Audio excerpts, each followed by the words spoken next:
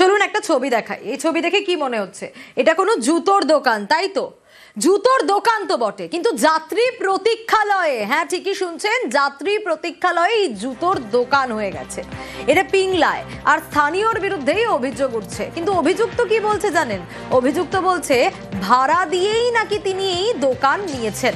দিগ্বিজয় রয়েছে আমার সঙ্গে। দিগ্বিজয়, পঞ্চায়েত রয়েছে, এই ভাড়া কাকে দেয় বলে জানা যাচ্ছে এবং কত টাকা ভাড়া দেয়? একটা সরকারি যাত্রী প্রতীক্ষালয়, কিভাবে ভাড়া দেওয়া যায় সেখানে?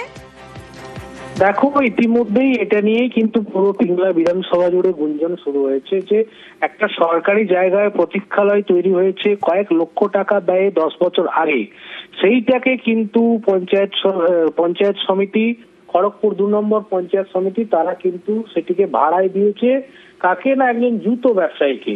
এবং সেই জুতো ব্যবসায়ী কিন্তু পরিষ্কার সাহস করে বলছে যে তিনি পঞ্চায়েত সমিতিকে তিনি ভাড়া দেন, তার বিনিময়ে তিনি এই জায়গাটা পেয়েছেন।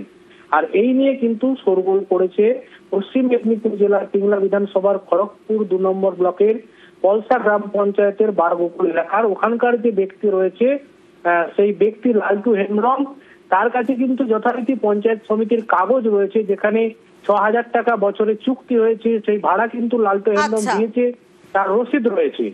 এ বিষয়ে যখন আমরা পঞ্চায়েত সমিতির কাছে জিজ্ঞাসা করি, তখন পঞ্চায়েত সমিতির সভাপতি বলেছেন যে ওই এলাকায় যাত্রীরা থাকে না, সন্ধে হলেই মদের আসর বসে, জুয়ার আসর বসে, যাতে ওই প্রতীক্ষালয়টিকে টিকিয়ে রাখা যায় সেই জন্য কিন্তু ওই ভাড়া দেওয়া হয়েছে জুতো দোকানিকে। যদি এলাকাবাসীরা চায় ওখানে যাত্রী প্রতীক্ষালয়টি শুরু হবে, 7 দিনের মধ্যে কিন্তু ওই জুতো দোকানকে সরিয়ে যাত্রীদের থাকার ব্যবস্থা করা হবে। বেশ, প্রতীক্ষালয়টা হয় তখন একটা এখানে এই রুমটা যেটা আছে এটা কিন্তু একটা ব্যবসার ক্ষেত্রে দেওয়া আছে, সম্পূর্ণ সরকারি জায়গা আমিও মানছি, কিন্তু এটা আছে যেহেতু ব্যবসা করার জন্য এবার টেন্ডার মাফিকে কিন্তু এই জায়গাটা পেয়েছি আমি। এটা আমি যতদিন আমি ভাড়া বাবদ দিয়ে যাব ততদিন আমার টেন্ডার থাকবে। এটা বছরে 6,000 টাকা, মাসিক 500। তার জন্য আমার কাছে আমাদের পঞ্চায়েত সমিতি থেকে দিয়েছে আমাকে, পঞ্চায়েত সমিতির এটা আমার রিসিপ্ট কপিও আছে। এই যে আমি পঞ্চায়েত সমিতির প্রত্যেক মাসে বার্ষিক একটা ভাড়া দিই, তার জন্য এটাও আছে।